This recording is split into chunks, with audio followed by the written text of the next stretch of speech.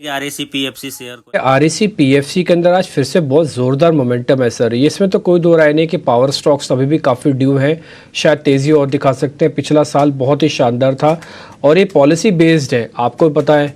अगर सरकार रिपीट कर जाती है तो फिर पॉलिसी जो एक कॉन्टिन्यूटी इफेक्ट होता है वो ज़रूर आता है।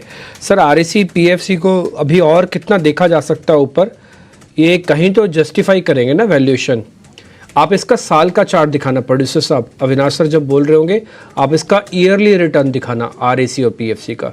अविनाश सर बताइए सर कहाँ तक जा सकते हैं और क्या जस्टिफिकेशन है वैल्यूएशन का?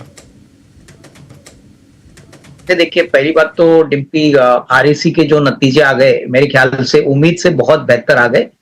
मेरे ख्याल से यही कारण है कि आज स्टॉक में अच्छी तेजी आपको देखने को मिली है। और ओवरऑल अगर पावर सेक्टर की बात करें तो पावर डिस्ट्रीब्यूशन, पावर ट्रांसमिशन, उसके बाद पावर फाइनेंसिंग, ये सारे ऐसे सेगमेंट्स है जो मुझे लग रहा है कि अगले 2-3 साल के लिए ग्रोथ पोटेंशियल बहुत बढ़िया है, क्योंकि सप्लाई साइड से बहुत कम कैपेसिटी आ रही है, डिमांड बहुत अच्छी तरह से बढ़ रहा है। तो हमको लग रहा है कि देखिए, किसी को भी अगर पोर्टफोलियो बनाना है तो पावर डिस्ट्रीब्यूशन, पावर फाइनेंस और पावर जनरेशन, ये तीनों सेगमेंट्स में थोड़ा थोड़ा निवेश होना चाहिए। अगर आरईसी की बात करें तो मुझे लगता है कि कम से कम 560-565 का एक फर्स्ट टारगेट रहेगा।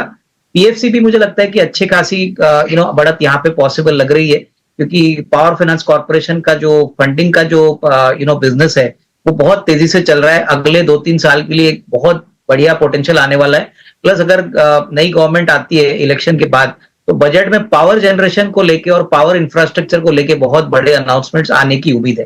तो मुझे लग रहा है कि देखिए, आरईसी में भले ही आज 8-9% स्टॉक ऊपर है, पर जिस दिन मार्केट थोड़ा करेक्ट होगा, आपने बहुत अच्छी तरह से डिस्क्राइब किया था कि थोड़ा बहुत मार्केट यूफोरिया के जोन में जा रहा है, तो यहाँ पे थोड़ा सा आपको कॉशियस रहना चाहिए। बट अच्छे शेयर्स अगर आपको निचले लेवल पे मिलते हैं तो आपका रिस्क रिवॉर्ड और भी अच्छा रहेगा। देखिए, नॉर्मली जब मार्केट 52 वीक हाई लगाता है तभी आपको थोड़ा सा कॉशियस होना बहुत इंपॉर्टेंट होता है, क्योंकि हमको पता नहीं है कि आने वाले महीने में, मई के महीने में इलेक्शंस बहुत पूरी तरह से हेक्टिक होंगे, क्या नतीजा आएगा, किस प्रकार के ट्रेंड्स आएंगे। बट लग तो रहा है कि मार्केट्स बहुत बड़ी उम्मीद लगा के बैठी है कि 400 सीट्स बीजेपी जीतेगी। अगर यहाँ पे थोड़ा बहुत 19-20 होता है तो मेरे ख्याल से हो सकता है कि आपको एक मॉडरेट करेक्शन भी देखने को मिले। तो ये आपको कंप्लीटली राइट ऑफ नहीं करना चाहिए।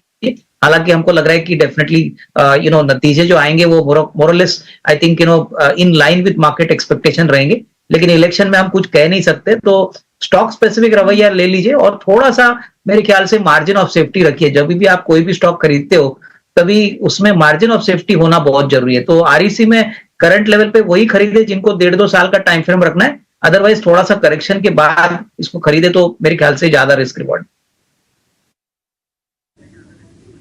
ठीक है, अविनाश सर ने देखिए सारी चीज़ें आपको बता दी और वो जो इलेक्शंस वाला पॉइंट है वो भी उन्होंने अच्छे से कनेक्ट करके बता दिया।